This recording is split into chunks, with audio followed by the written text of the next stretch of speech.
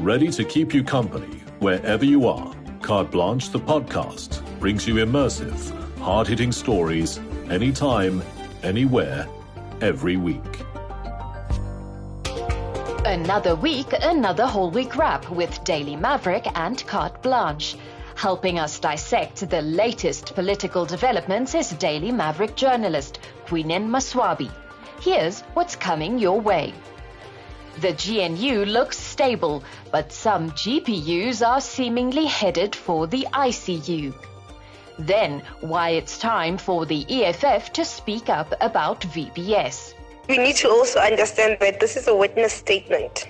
It's an affidavit from a convicted fraudster. So as much as it's been able to shine more light into what actually happened, I do think at the end of the day, we need to take it with a pinch of salt. Later, independent media's big blunder as a bizarre campaign targets the wrong man.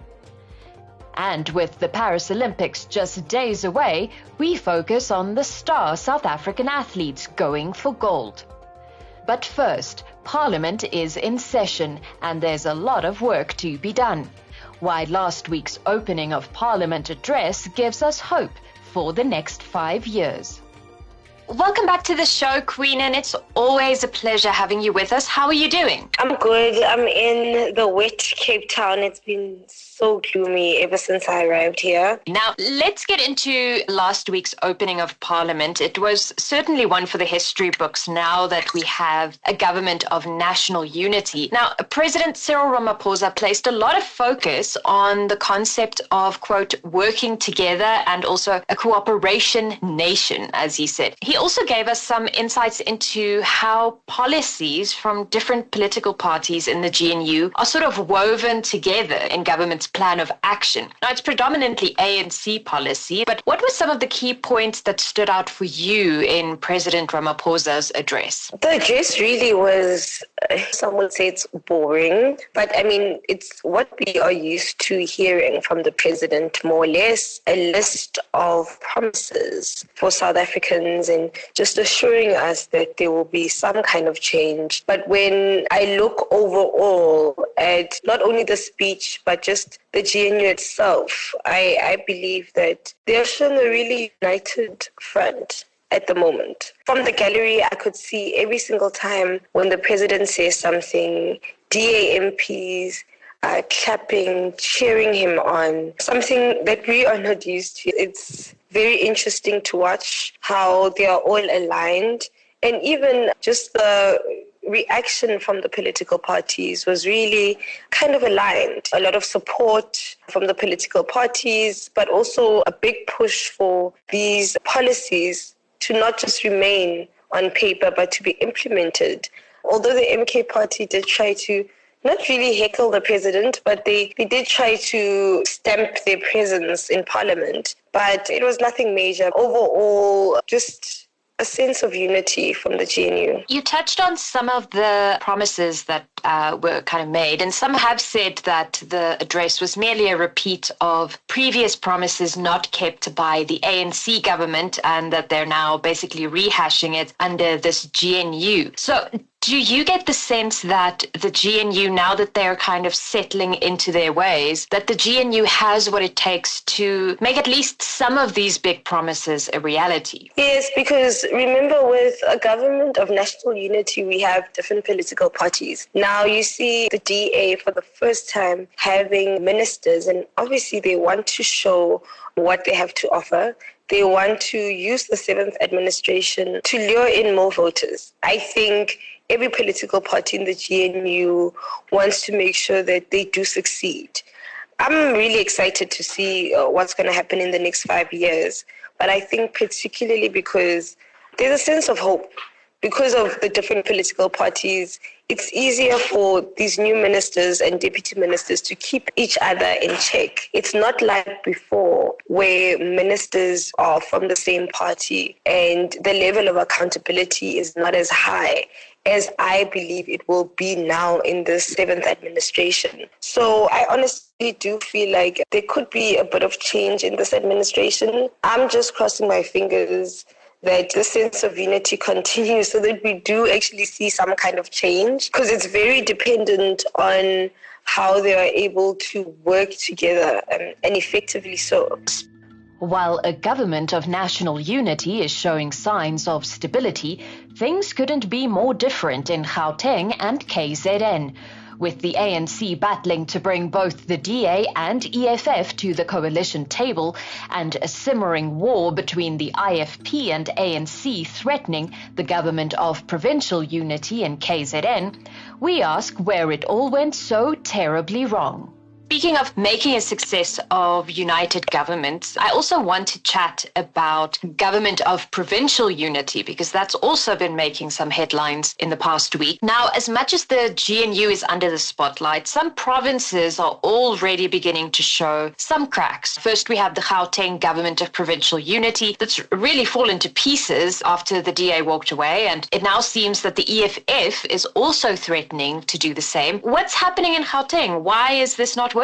It's not working because, the ANC has a discussion document, and it was formulated by David Makhura, the head of political education. And he basically outlines the reasons why it's not a good move for the ANC to work with the EFF. One being that the EFF is an unreliable coalition partner. And this document was leaked to me last year. I wrote a story around it, which explains how Makhura views the EFF based on obviously research and in-depth work that he has done. And slowly within the ANC, they have had to convince their ranks that they need to look at other coalition partners. And when they were negotiating the GPU for Gauteng, the conversation was that Julius Malema wanted Nkululeko Dunga to be reinstated as the MMC of Finance. He was removed by the executive mayor from the ANC. And he said, reinstate Dunga if you guys want our backing in the GPU, even if it is informally,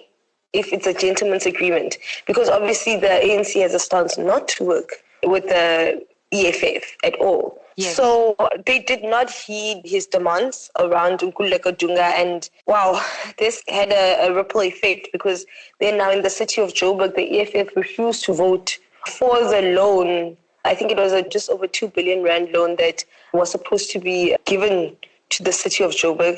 They refused to vote with the ANC in favor of getting this loan, because they say that their bargaining chip is basically having their MMC of Finance reinstated. But it's too late. The ANC has already appointed someone else in the position. So over time now, their relationship has been crumbling. And I can see how this can be a problem in the legislature if they have to pass a budget.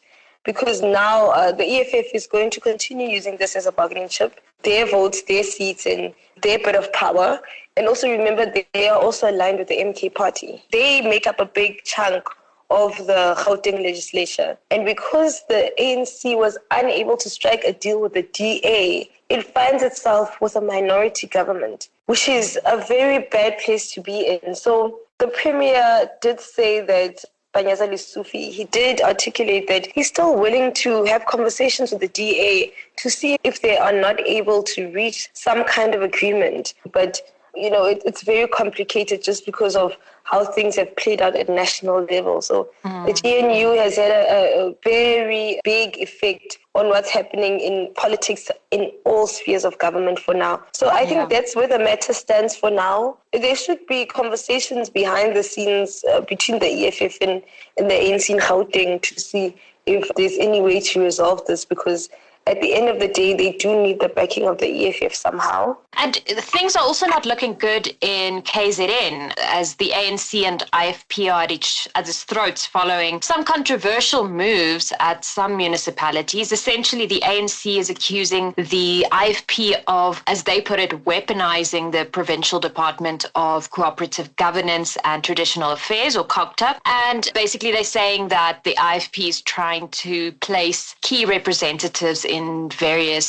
important municipal positions, which makes complete sense to me. I mean, any party would do that. So I'm wondering, is this the ANC just struggling to come to terms with the reality that it's lost so much power in KZN, or is there genuine reason for them to say, hey, IFP, back up, you're overstepping? Remember, I did speak to you about this, Lazan, previously, to say every single political party does it. And I think that GNU has exposed this quite starkly. I will say that the ANC has certain people working for them at local level, and it's got a lot to do with your constituency as a party. It's really a bad look for you to lose elections and for people to lose their jobs.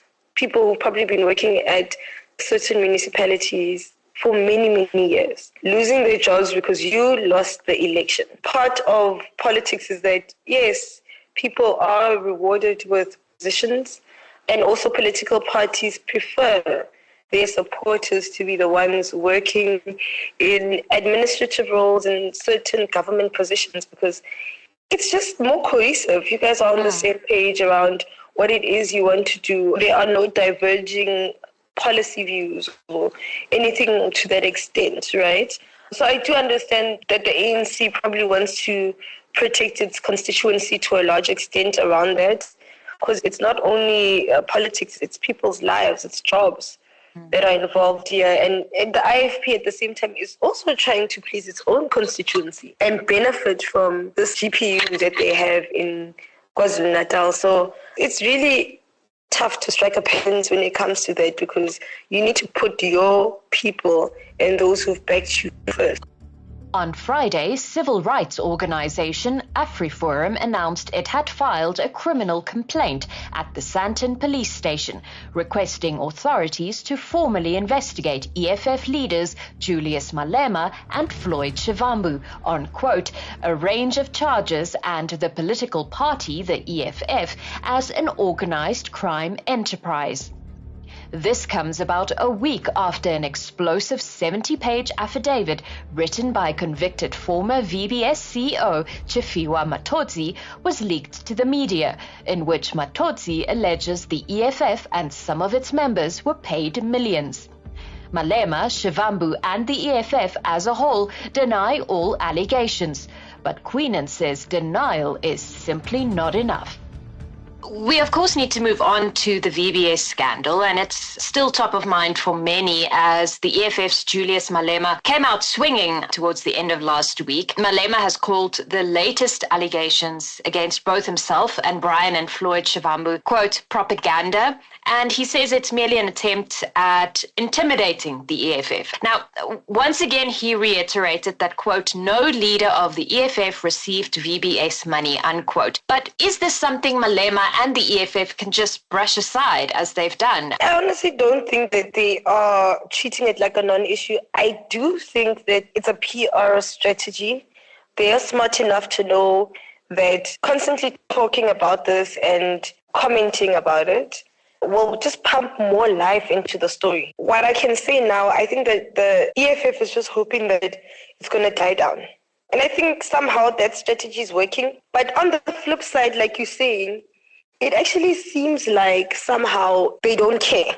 It seems like they're not addressing it properly and they're not giving it as much attention, which is shocking, obviously. So when you look at the depositors of VBS Bank, it's basically the EFF's constituency, the poorest of the poor, who are in the Vembe district mostly.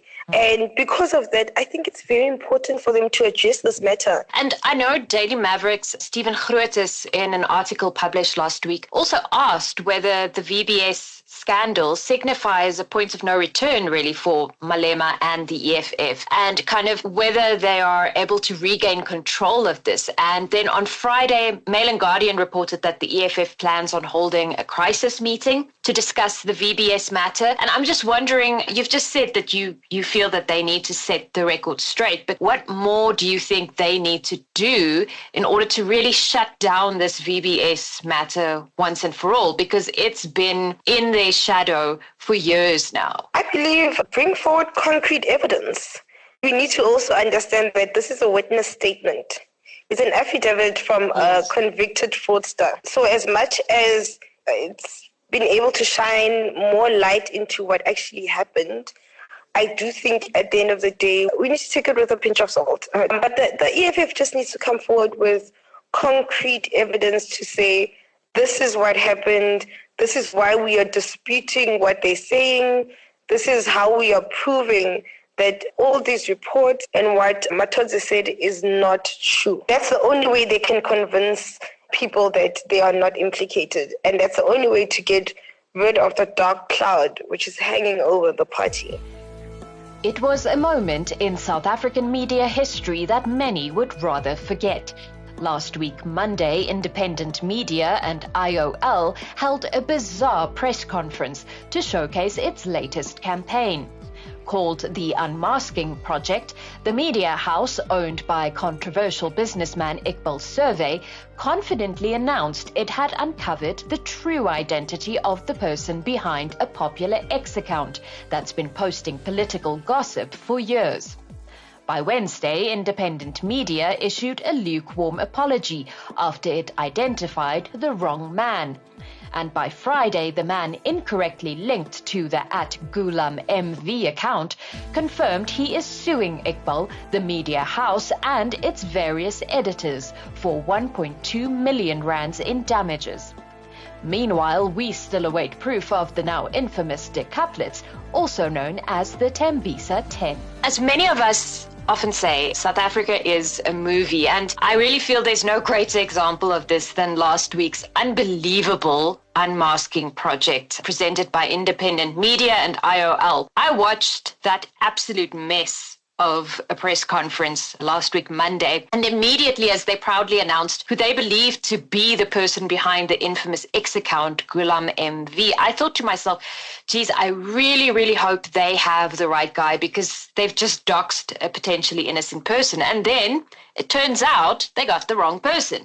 And now they face legal action as the man they incorrectly identified as Gulam is now demanding accountability, and rightfully so. I mean, what an absolute circus. And it's so damaging to everyone involved, to media. It was just ridiculous. Do you know what was interesting for me? I just sat there and thought, why Gulam? Yes, exactly. It's the most random thing ever, because I was like, how did they decide on investigating that particular account? In my little analysis, maybe you can tell me what you think. I believe that they're showing interest in this particular account because of how positively, generally, they tweet about President Cyril Ramaphosa and the ANC. That's what I've realized. And this person seems to have a lot of inside information about what's happening in the ANC, even at the highest level. And maybe that sparked their curiosity. And I was just super shocked to see the Independent going full on, having some of its most senior journalists deal with this. And I just sat there and thought, why this account? But I think that also just the pomp and ceremony around this entire investigation, that was very funny for me, because I was like, okay, fine. I think media houses, we all do our own investigations and projects, but I've never seen a media house do an official press briefing to unveil a project. So I think just the whole ceremonial part was, for me, just, it was too much. But obviously, you know, it's South Africa, the land of possibility. It's limitless. It is limitless. On Friday, the 26th of July, the world's greatest athletes come together in Paris for the 2024 Summer Olympics.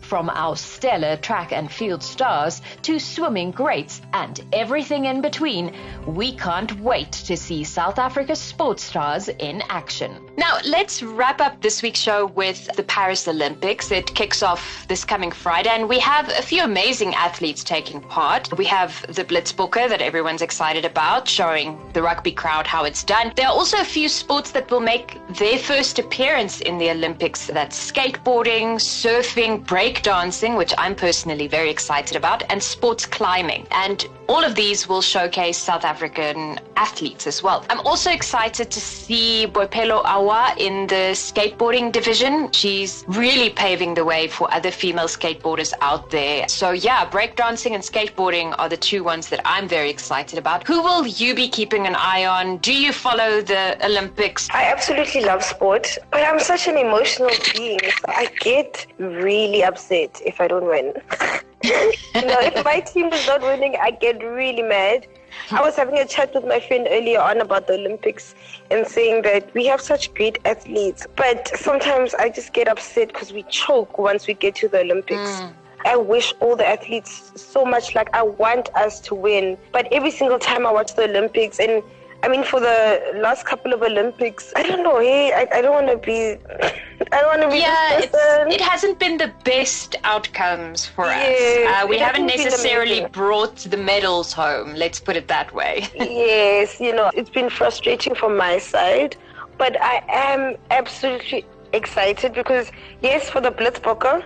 And obviously because we're so good at rugby and I love winning. I'm very competitive when it comes to sports. So for sure, I'll be watching out for the Blitzbokke.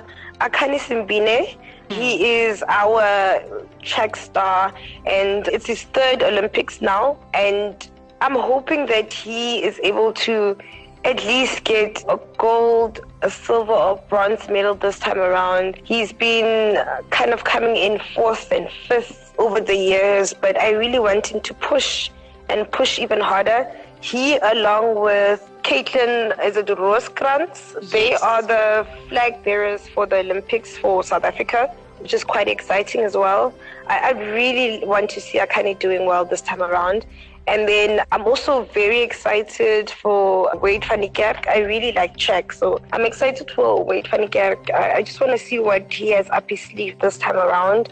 But we're going to have to wait and see. There's so many sports that South Africa is competing in. I'm really hoping this time around we bring those medals home. I'll be watching, by the way. Oh, yeah. It will be on our screens 24/7. I will be watching everything. So, yeah, I wish our athletes all of the best. And I look forward to seeing podium finishes for many of our athletes. Yes. Bring the medals home. Good luck to everyone. Yeah, I'm excited. And because, but my bosses are going to kill me for saying it, I work from home, so that's what I'm going to say. If you can't get hold of her, that's why. Well, that's all we have time for this week, Queen. And as always, this has been such a great chat. And yeah, I wish you a happy, warm week and enjoy the opening ceremony of the Paris Olympics. Thank you so much, Lizanne. Enjoy. Thank you very much. Thanks for listening. Catch us again next week for another WholeWeek wrap. Until then, why not join the conversation on Twitter, Facebook, and everywhere else? We always love hearing from you.